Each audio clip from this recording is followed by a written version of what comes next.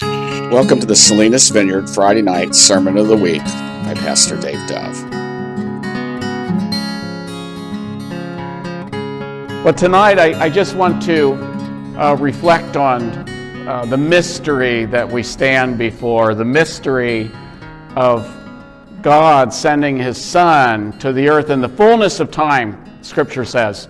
In the fullness of time, God sent His Son Jesus to come and to walk on the earth as a man with the physical limitations that all of us share as human beings. But not only was He fully man, but He was fully God. This mystery of the substitutionary suffering and the death of God as He took our place. So He paid the price for all of the boneheaded things that we have done, all of the sinful human nature that is inherent in all of us. He came and He pulled the price. He paid the price on behalf of all of us. It doesn't make a lot of sense what God did. Saying before the service that I'm not sure if it had been me that I would have been willing to pay the price for us. But God so loved the world that He gave His only begotten Son. Think of that. While we were still His enemies, He gave the most precious thing of all. And Jesus, in obedience, came and suffered this horrendous and painful death on our behalf. Well, I mentioned before that the first book of the Bible that really caught my attention was Ecclesiastes, because it just speaks of the vacuousness, the meaninglessness, the chasing after wind that is inherent in this life, in the world that we live in. But the first verse that really caught my attention was Romans 5:12. And it caught my attention because it was such a mystery to me. I couldn't understand it. I couldn't grasp it. It says this. It says, "Therefore, just as through one man sin entered the world, and death through sin, and thus death spread to all men because all sinned." I couldn't get that. It doesn't sound fair to me that this man, Adam, sinned, and that sin was somehow transferred to me how many hundreds or thousands of generations later. But yet that's what God's Word says, is through one man sin entered the world, and death through sin, and thus death spread to all men because all sinned. You know, children have a very highly tuned, and I'm sure, Linda, you could tell us about this, that children have a very highly tuned meter which registers unfairness. As a matter of fact, you can see it in children as early as 3 years of age. When they feel like they're treated unfairly, where somebody gets something that they don't get, it's like they notice. And they get angry about that. They're wired to discern and to judge whether something is fair or not. We're hyper aware from a very, very early age when we don't get what we think we deserve. But at the same time, we're blind to those times when we actually get something that we don't deserve, or when we get something that we haven't earned. So it's this kind of dichotomy in the mind of a human being, that when we see that somebody else gets something that we don't get, we spot it in a heartbeat. But when we get something that we haven't earned, when we get grace distributed liberally to us, it's like we're unmindful of that. We just think it's our due. We just think that it is somehow owed to us. We're acutely aware of injustice, but apparently willfully blind to grace. In other words, we easily see the flaws and shortcomings in others, but it can take us a lifetime to begin to recognize the flaws and the shortcomings in each of us.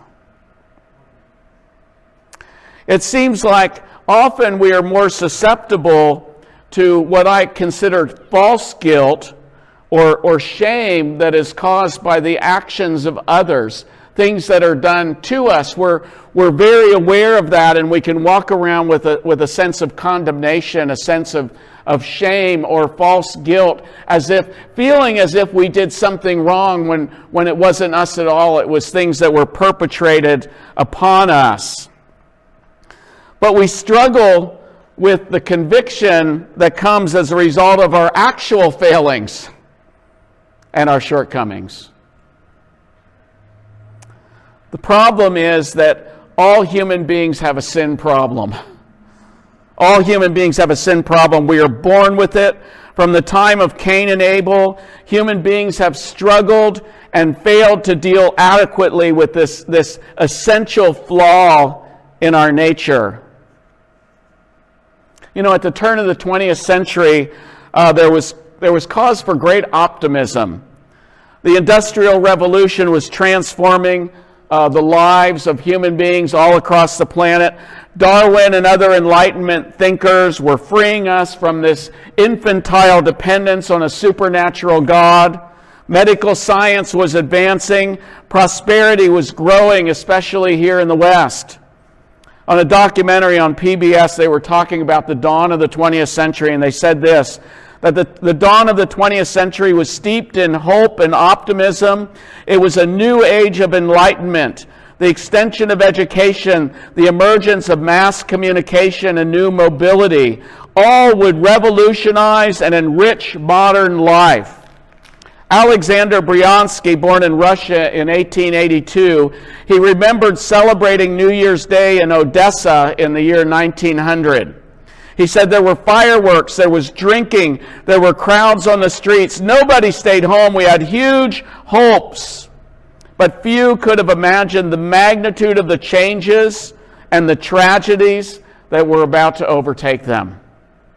They had no idea. World War I came as a shock.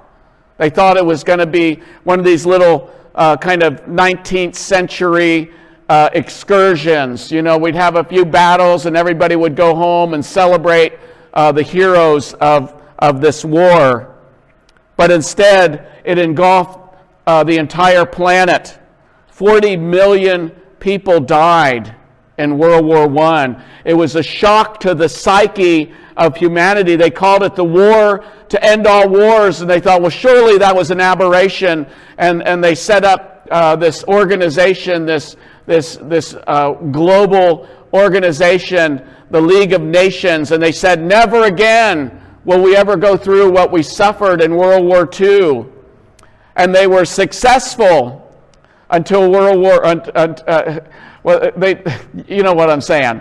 Like I said, they pledged to never go through what they suffered in World War I, and they were successful until World War II came along.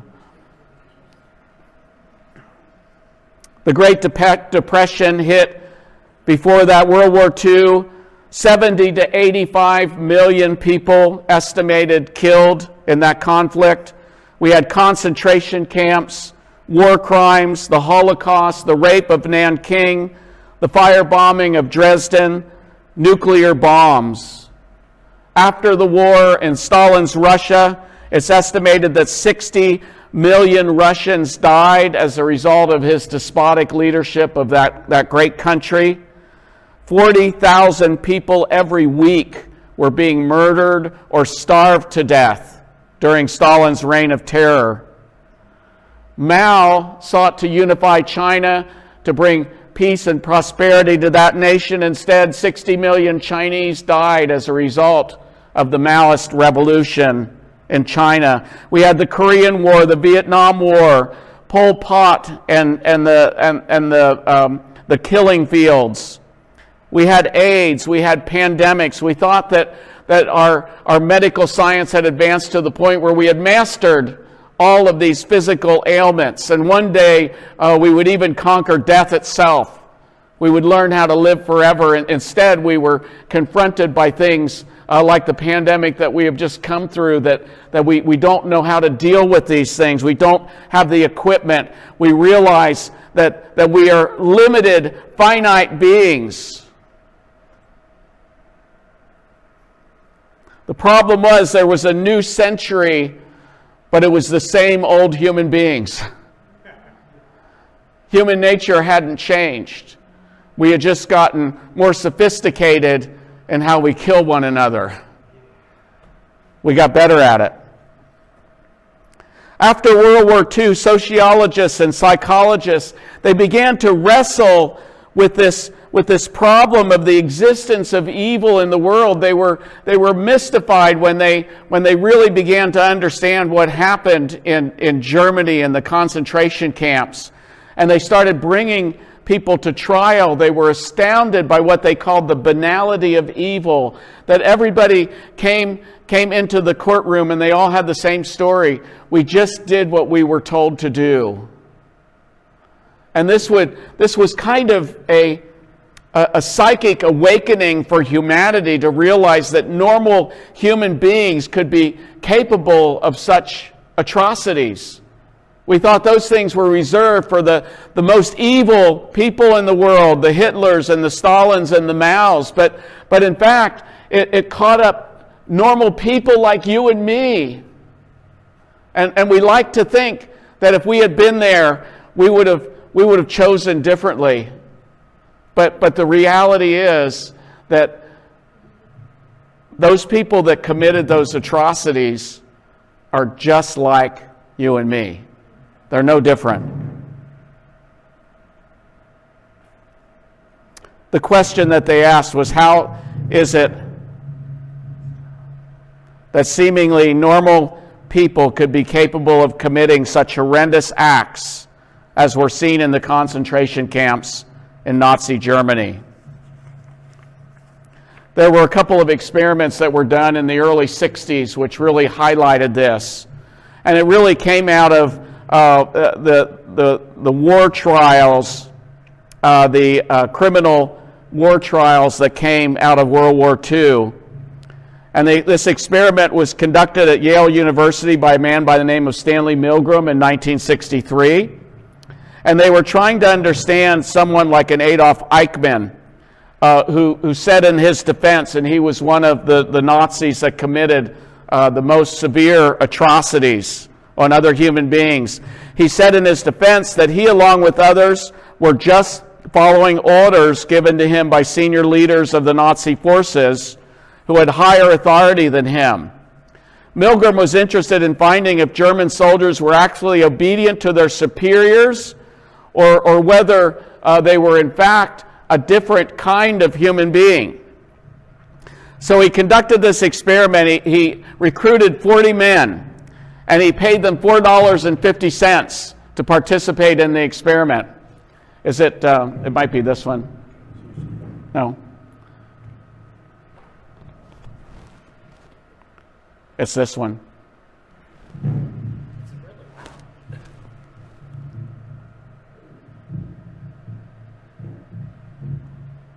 Here, let me use this one.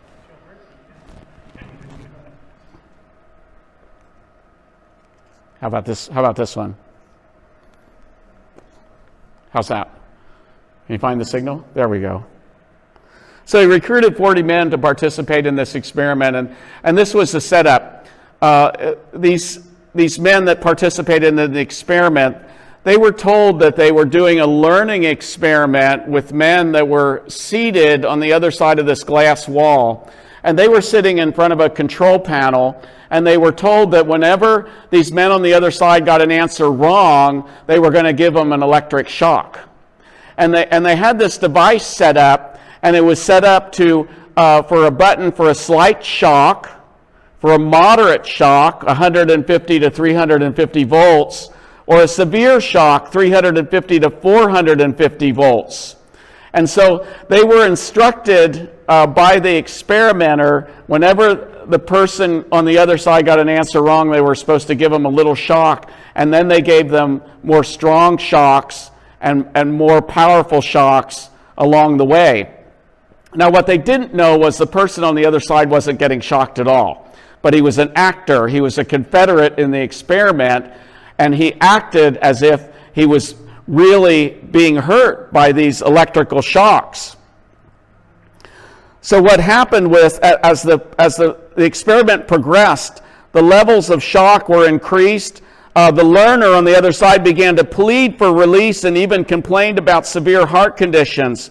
Once the 300 level was reached, and imagine getting shocked by 300 volts of electricity, the man on the other side started banging on the glass and pleading with them to stop the experiment, and the experimenter said, "No, you must continue with the experiment." And these men continued with the experiment.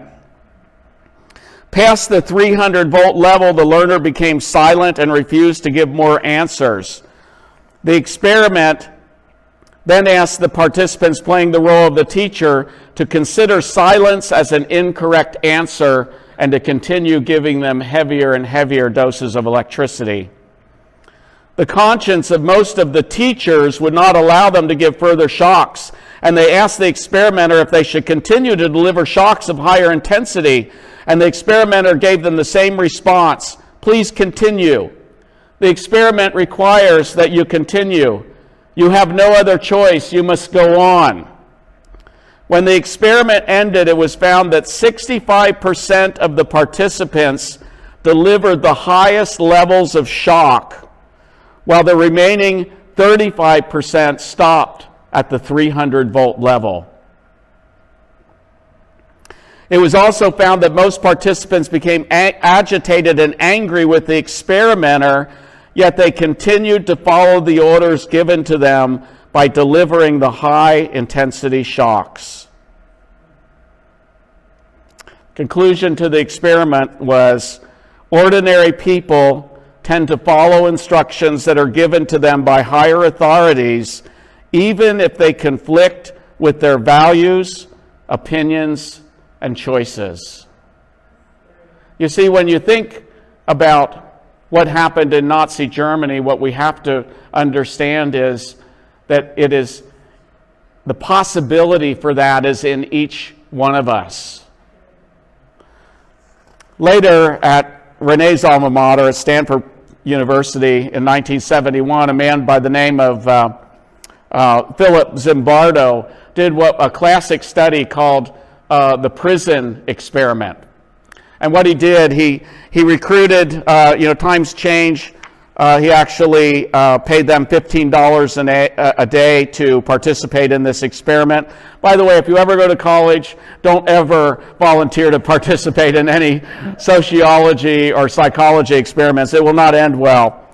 So in 1971, they wanted to do a role-playing exercise that was supposed to simulate prison life.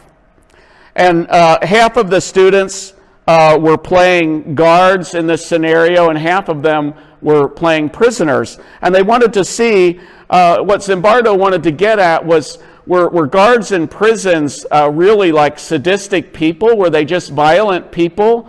Or how did these things happen? They knew at the time that there were bad things happening in prisons, but they didn't understand why. So half of the students were assigned as prisoners and half as guards. Zimbardo played the role of the superintendent of the prison. The research group was provided with prison cells in the basement of the university and offices for the guards. The aim of the experiment was to show that prisoners and prison guards would choose to slip into their predefined roles and behave in the required way instead of using their own moral judgment. Through this research, Zimbardo also wanted to find out if the reported brutality in American prisons was caused by sadistic personality of the guards, or was it the result of the prison environment? So on the first day, the prisoners were arrested and brought into the cells. They encountered miserable living conditions. The guards, on the other hand, were provided with the more comfortable environment, and they were separated from the prisoners. Zimbardo gave clear instructions to the guards for the next few days. You can create in the prisoners feelings of boredom, a sense of fear to some degree. You can create a notion of arbitrariness, that their life is totally controlled by us, by the system. You and me, they'll have no privacy. We're going to take away their individuality in various ways. In general, what all this leads to is a sense of powerlessness. That is, in this situation, we will have all the power and they will have none. Well, the guards took this matter seriously, and they began harassing the prisoners by using physical punishment, or they refused to allow prisoners to urinate or defecate anywhere except in a bucket in their cell. They took away their mattresses, made them sleep on the concrete to punish them. Several guards became incredibly cruel as the days went by, exhibiting genuine sadistic tendencies. These were just college students. Just a random group of college students. The prisoners were assigned numbers as their new identities and were frequently forced to repeat them. On the second day, some of the prisoners blocked their cell door and refused to follow the guards' instructions. They were attacked by the guards who tried to subdue their revolt. They commiserated with their fellow prisoners. After less than 3 days, one prisoner began to act crazy, according to Zimbardo's report. Number 8612 then began to act crazy, to scream, to curse, to go into a rage that seemed out of control. It took quite a while before we became convinced that he was really suffering and that we had to release him. Zimbardo invited a Catholic priest who had been a prison chaplain to participate in the evaluation of the project. When the prisoners introduced themselves, they said their number instead of their real name. The priest conducted an individual interview with each of the prisoners, advising them about their situation. Eventually, one of the interviewed prisoners, called number 819, became hysterical and broke down, so the psychologist told him to go and rest until they could get him some food and a doctor. Simultaneously, one of the guards made the rest of the prisoners chant aloud, "Prisoner number 819 is a bad prisoner. Because of what prisoner 819 did, my cell is a mess, Mr. Correctional Officer." The prisoner was sobbing uncontrollably when he heard this, but when Zimbardo asked him to leave the experiment, he said he couldn't because he was a bad prisoner. Reportedly, Zimbardo told him, "Listen, you're not number 819. You are," his name, "and my name is Dr. Zimbardo. I'm a psychologist, not a prison superintendent, and this is not a real prison. This is just an experiment, and those are students, not prisoners, just like you. Let's go." The participant replied, "Okay, let's go," as if nothing had happened. Although Zimbardo intended to run the experiment for 2 weeks, it was terminated by day 6. One of the students, Christina Maslock, who was conducting interviews with the guards and the prisoners, later questioned the morality of the experiment, knowing that the guards were abusing the prisoners. Later in 2008, Zimbardo noted, "It wasn't until much later that I realized how far into my prison role I was at that point. I was thinking like a prison superintendent rather than a research psychologist." After 6 days, it descended into chaos and bedlam, where these random group of students in their own mind became sadistic prison guards. And these random group of college students that were designated as prisoners began to lose their identity within days of this experiment. Can you imagine? The reality is that we have met the enemy, and the enemy is us.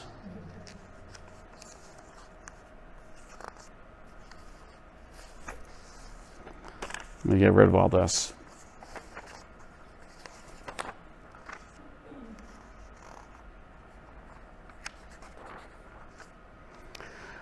You know, in this narrative of our life and in the way that we think about ourselves and the stories that we tell ourselves, we always think that we're the good guys. And the bad guys are the other people. And we completely miss the point.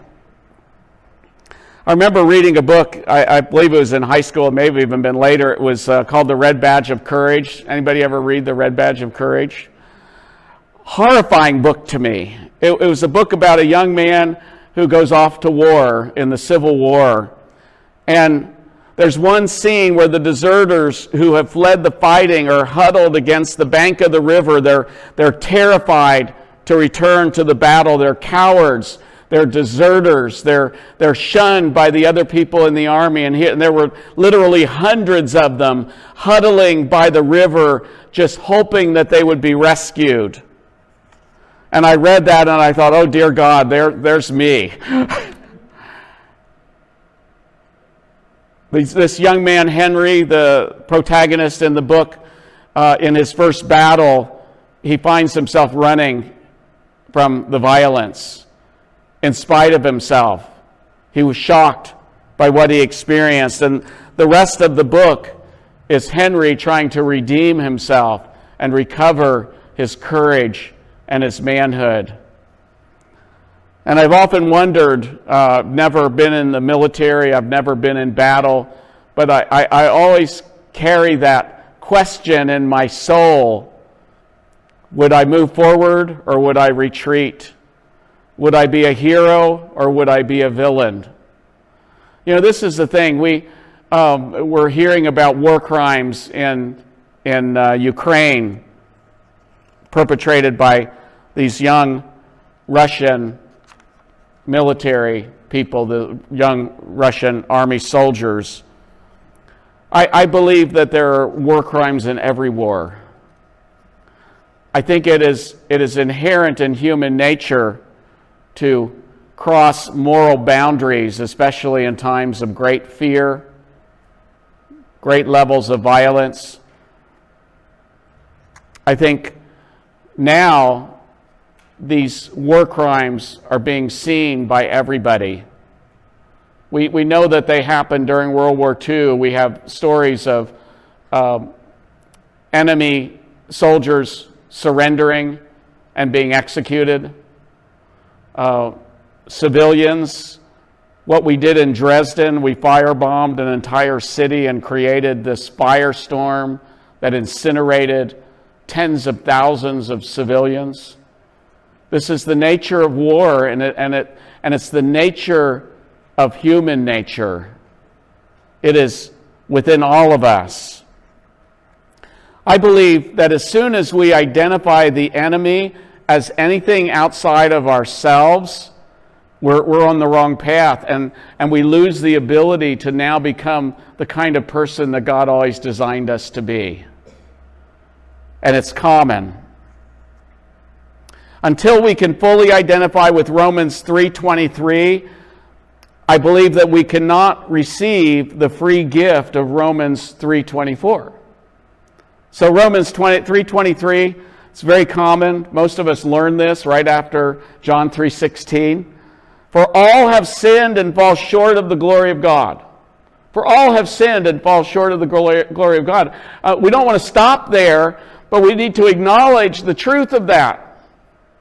That there's no difference. That we're all human beings and we are capable of great good and we are capable of great evil.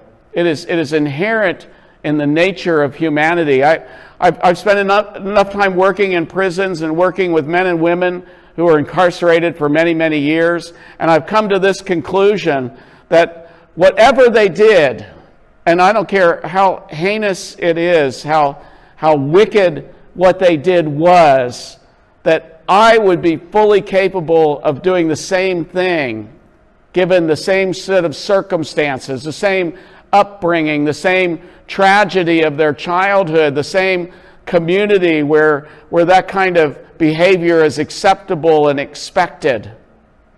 There's no difference. There's no separation. All have sinned and fallen short of the glory of God. I have sinned and fallen short of the glory of God. You have sinned and fallen short of the glory of God. We need to fully recognize the price that Jesus actually had to pay at the cross.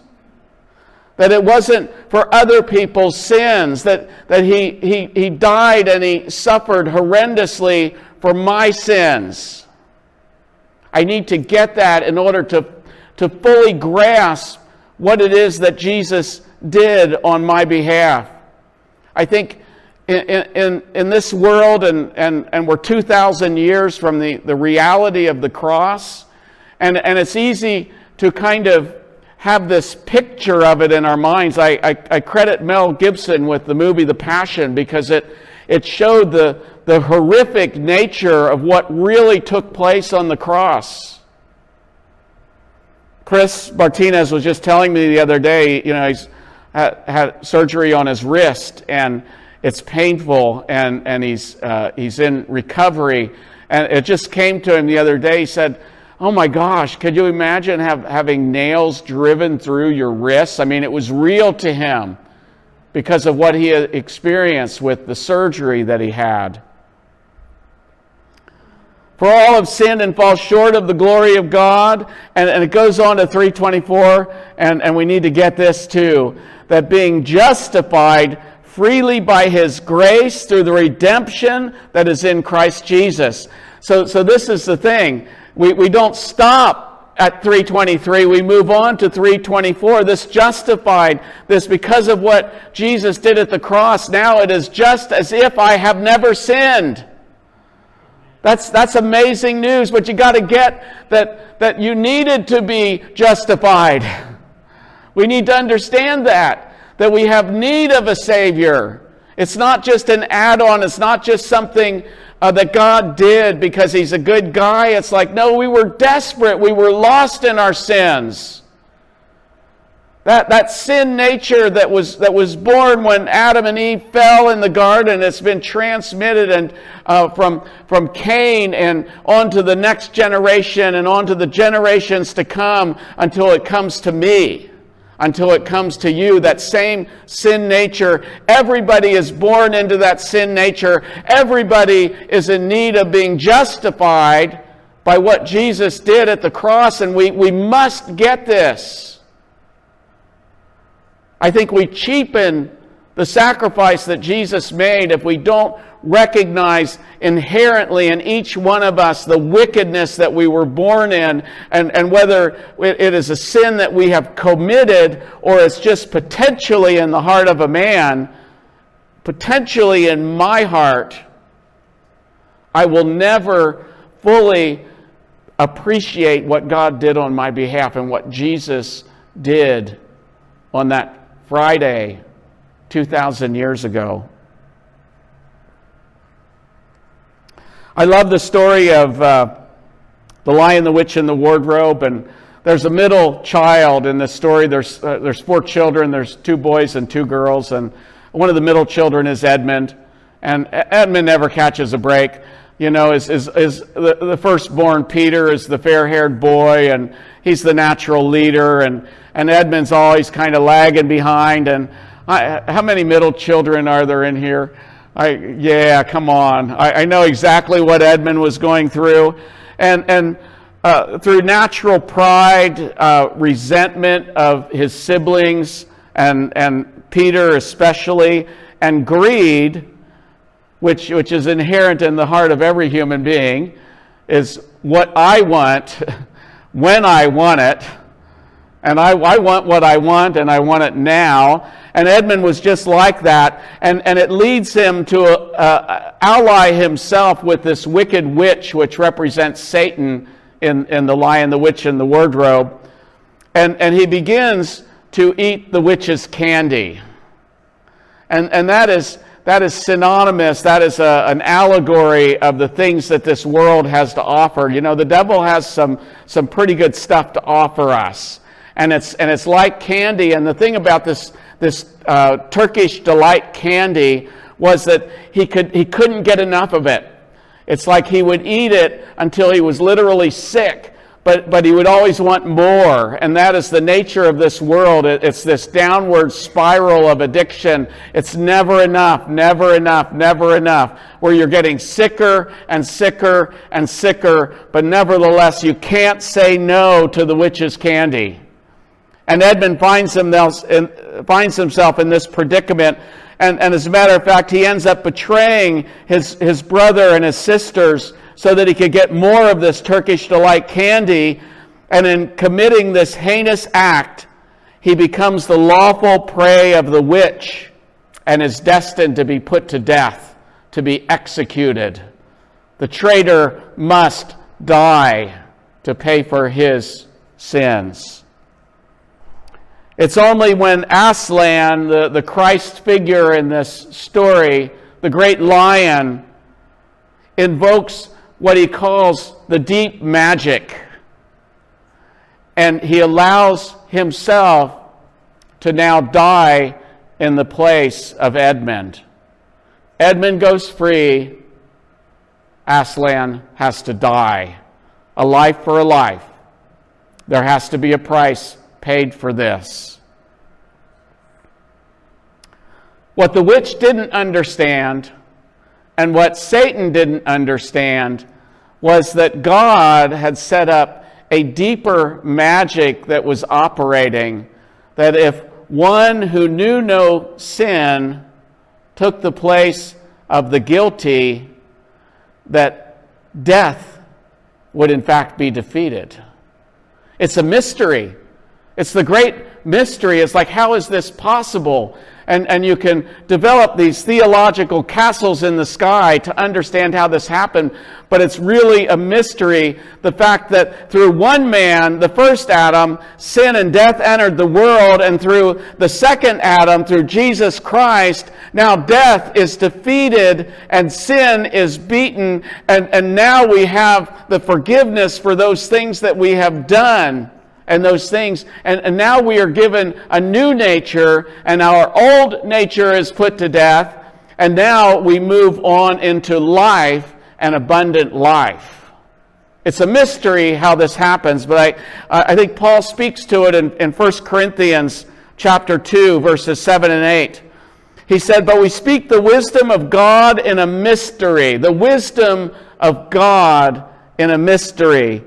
"The hidden wisdom which God ordained before the ages for our glory, which none of the rulers of this age knew, for had they known, they would never have crucified the Lord of glory."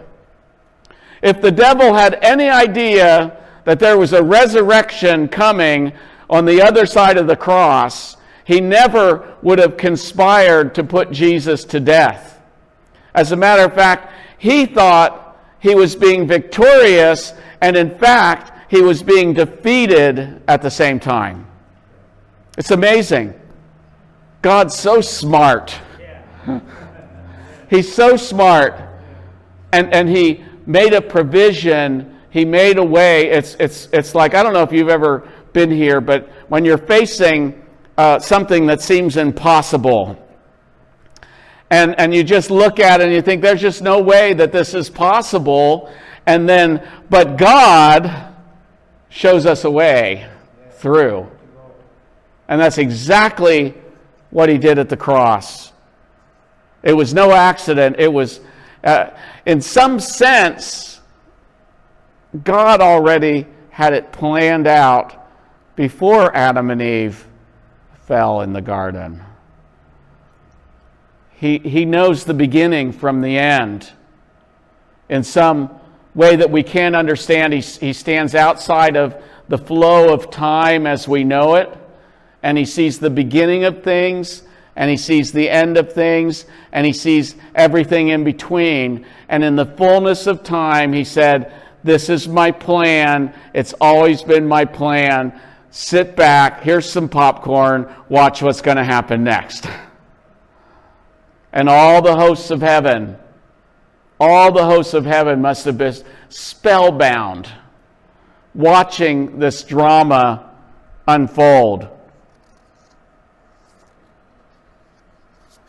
says in 1 Corinthians chapter 15, verse 45, "And so it is written, the first man, Adam, became a living being, and the last Adam became a life-giving spirit." The first man, Adam, when he fell, he became nothing more than just a living being, dominated by this death that was inevitable to come. And the last Adam, Jesus, became a life-giving spirit. Adam gave it away. Jesus took it back again. By the first Adam's disobedience, He became a mere living soul, and from him we inherit that nature, the Adam nature, original sin. It is in our nature when we are born. The second Adam, by his obedience, became a life-giving spirit, and from him we inherit the spiritual nature in us. We have both. We have the original nature, and we have the redeemed nature that comes because of what Jesus did on our behalf. For God so loved the world that he gave his only begotten Son, that whoever believes in him shall not perish but have everlasting life. For God did not send his Son into the world to condemn the world, but that the world through him might be saved. If you want to open your Bible, we're just going to do some reading passages, and then we're going to close with taking communion together. So the first passage is, of course, the passage of the Passion, Matthew chapter 27.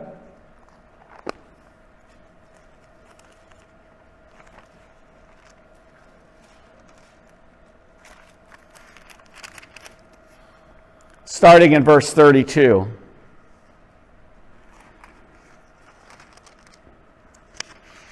So Jesus endured the trial under Pilate. He was scourged. He was whipped almost to the point of death. He was mocked by the Roman soldiers at the time, and we pick up the story here. Now, as they came out, they found a man of Cyrene, Simon by name. Him they compelled to bear his cross. And when they had come to a place called Golgotha, that is to say, the place of a skull, they gave him sour wine mingled with gall to drink, but when he had tasted, he would not drink. Then they crucified him, divided his garments, casting lots, that it might be fulfilled which was spoken by the prophet. They divided my garments among them, and for my clothing they cast lots. Sitting down, they kept watch over him, and they put up over his head the accusation written against him, "This is Jesus, the King of the Jews." Then 2 robbers were crucified with him, one on his right and another on the left. And those who passed by blasphemed him, wagging their heads and saying, "You who destroy the temple and build it in 3 days, save yourself. If you are the Son of God, come down from the cross."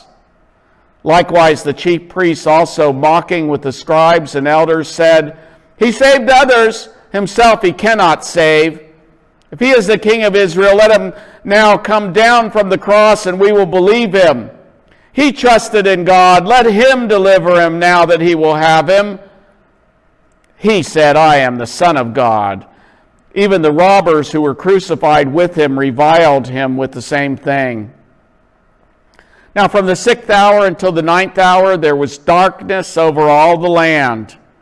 And about the 9th hour, Jesus cried out with a loud voice, saying, "Eli, Eli, lama sabachthani?" That is, my God, why have you forsaken me?" Some of those who stood there when they heard that said, "This man is calling for Elijah." Immediately one of them ran and took a sponge, filled it with sour wine, and put it on a reed, and offered it to him to drink. The rest said, "Let him alone. Let us see if Elijah will come to save him." And Jesus cried out again with a loud voice and yielded up his spirit. Then behold, the veil of the temple was torn in two from top to bottom, and the earth quaked, and the rocks were split, and the graves were opened, and many bodies of the saints who had fallen asleep were raised. And coming out of the graves after his resurrection, they went into the holy city and appeared to many. So when the centurion and those with him who were guarding Jesus saw the earthquake and the things that had happened, they feared greatly, saying, "Truly, this was the Son of God." And many women followed Jesus from Galilee, ministering to him, were there looking on from afar. Among them were Mary Magdalene, Mary the mother of James and Joses, and the mother of Zebedee's sons. Finally, I want to back up, rewind the tape to Matthew 26.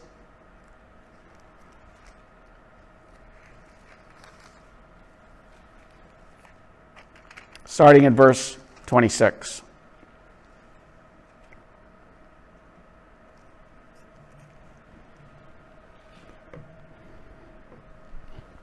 Gemma, could you help me with the... Renee, would you come and join me?